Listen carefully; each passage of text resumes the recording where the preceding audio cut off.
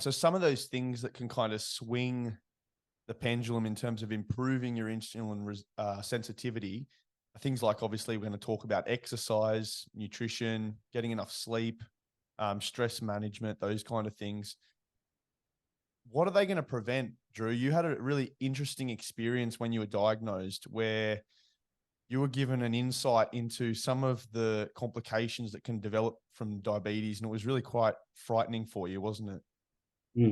Yeah, and I understand why they do this. They, when you're newly diagnosed, you need to know about the worst case scenario, which is if your blood glucose is not controlled well for many, many years or months and years, you can get what's called, the three most common opathies. So nerve disease, eye disease, which causes blindness, and kidney disease. So you can have, essentially what I was shown was like this caricature of a person who was diagnosed with diabetes, who didn't manage it well, and 30 years later, they had to have a foot amputated, they were on kidney dialysis, and they were blind.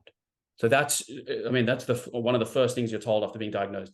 Not what you want to hear, when you consider yourself a young, healthy, athlete, the last thing you want to see is that sort of future vision. So, but I understand why they do it. Got to learn about those things early on. But I just don't think that fear is a very good motivator. Fear is a good motivator short term, for a few weeks maybe, but eventually when you're back into your routine of life, you're not thinking about the caricature anymore.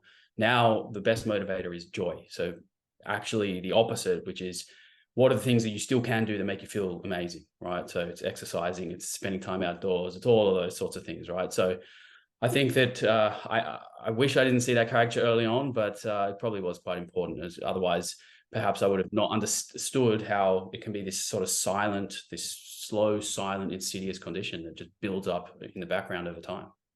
I think we still have, we've come such a long way in terms of, health and pharmacological treatments and all that kind of thing, technologies. You look back to the 5th century BC and, an Indian surgeon was the one that kind of identified diabetes, and he described it as honey-like urine. And in that point in time, the way they were actually determining whether someone had diabetes or not was getting them to urinate into a cup or on the ground and seeing if the ants came, did it taste sweet, and was it sticky to touch? And can you imagine, living in those times and having to go through that? Yeah, crazy to think doctors used to taste their patients' urine. I hope they're it's getting wild paid well.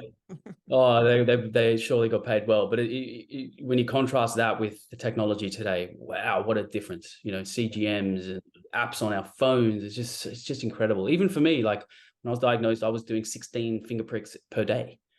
Like to think about doing that now, and I did that for years. I was a slow adopter of the CGM. It took me a long time. I think I was almost 10 years on finger pricks before I took up a CGM, because I had a psychological barrier with it. I didn't want to be attached constantly to a device. Yeah.